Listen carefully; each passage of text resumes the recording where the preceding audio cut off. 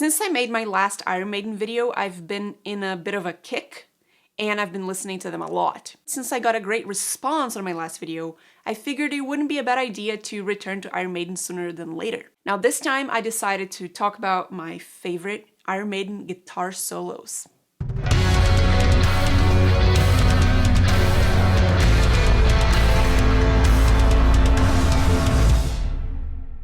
When I decided to talk about the solos, I thought to myself, criteria. What am I judging these solos by? And then we came up with ABCDE, which is A for atmosphere, B for beauty, C for creativity, D for dynamic, and E for effects. I'm not going to go through each of these criteria for each of the solos, but I may highlight which of those I think are particularly outstanding for each solo. Namely, which of those things make that solo so good for me and made me pick them for this list. Number 5 from Peace of Mind is Flight of Icarus.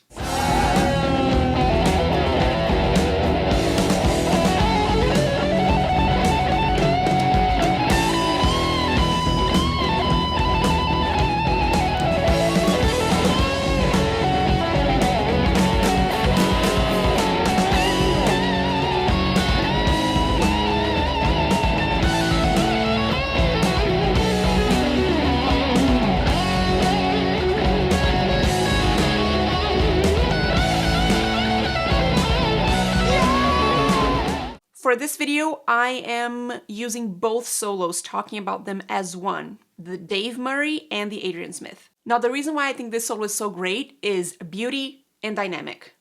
The sequence of notes is really beautiful, the melody, and the motion that it goes through is amazing because it starts slow and then it goes up into a peak or a climax, goes down again, and then before it ends, it goes up a little bit more. The fact that the Dave part ends with a little bit of an ascending motion again is perfect to set the stage for the trade-off to Adrian, which makes it really exciting. And when Adrian comes in, he really takes over it very assertively. Not only that, but this motion is highlighted by the speed or the amounts of notes that they play in these different moments. When it's ascending in the beginning, there's a lot of notes being played. When it peaks, it's like less notes, the highest ones, it's slower. And then when it goes down, it goes fast again. So what I picture is a person running up a hill and then leaping over it slowly and then landing and running down the hill again. And then in the end, it's very bluesy and groovy. Number 4 from Fear of the Dark, Wasting Love.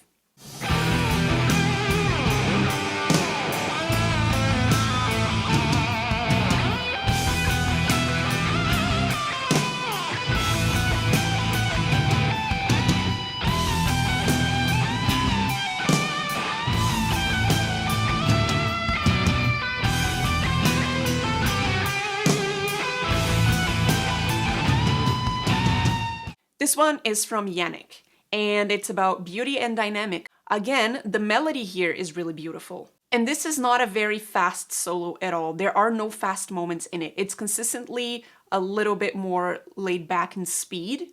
It comes in really aggressive with a really kick-ass bluesy tone to it.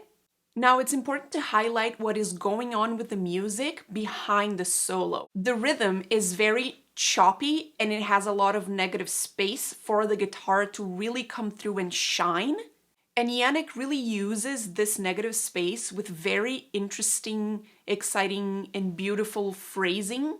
And that phrasing, highlighted by the negative space behind, really maximizes the dramatic effect of the solo. And he uses a lot of bending and vibrato to really milk that emotion. Number 3 from Powerslave, Powerslave.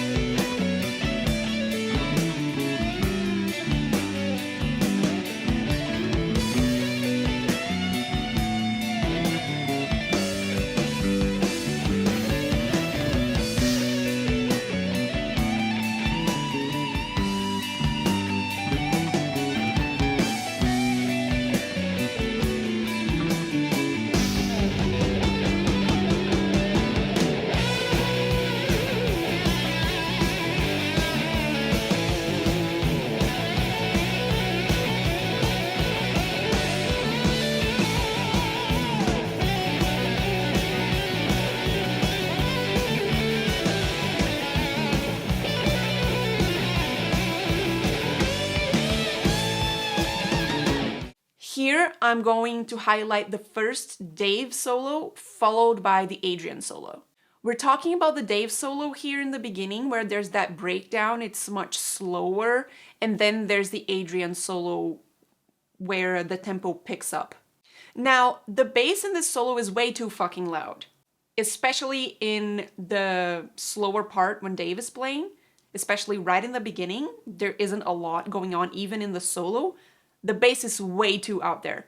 The solo is very fluid, as in the melody is very fluid. The notes flow from one another in a way that you kind of expect. It makes sense. And the dynamic in this solo is amazing because it starts very subdued and slow. It picks up a little bit with more highlighted drums. And when the trade-off happens to Adrian, it's like a springboard. And when Adrian takes over, there's this quick burst of notes that is really exciting and really contrasts with how the solo started back then with Dave. And then it ends with this awesome bend right before that super loud, again, bass riff. The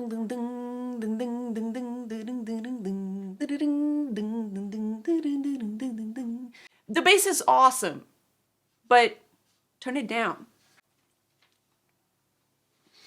Friends reference.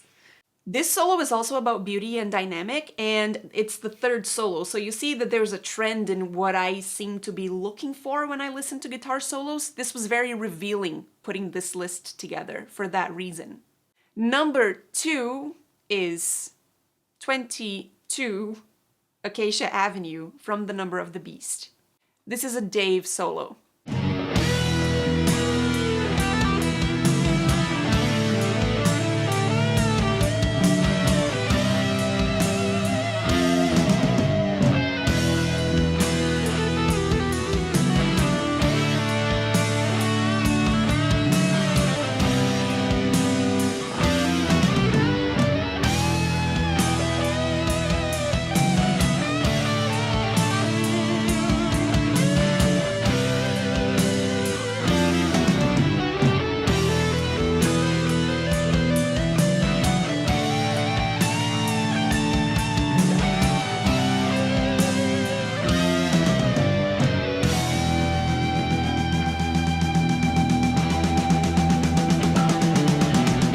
This is about beauty and atmosphere, not so much dynamic. It's very sultry and slow, and that's how the atmosphere is set. There's an unusual thing about this solo because we often think about solos as very epic and with the most exciting parts being those soaring notes. But in this case, the most exciting part of this solo for me is a descending phrase.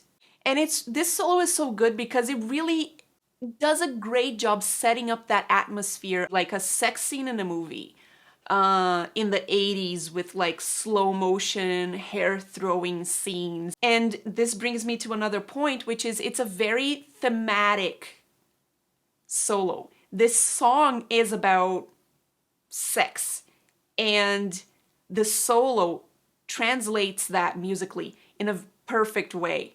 It actually makes me feel like I'm in a whorehouse and I can feel the humid, warm air with a little bit of liquor and cigarette smell going around. Now, as much as the atmosphere in this solo is essential because it's supposed to go with that theme, the beauty here is also outstanding. When it comes to beauty, this solo really, really, really shines. It really gets you there. Number 1, my favorite Maiden solo. I had a hard time putting this list together in terms of what's gonna be the 5th and the 3rd or whatever, but I knew from the beginning that this would be the number 1, and that's Stranger in a Strange Land from Somewhere in Time.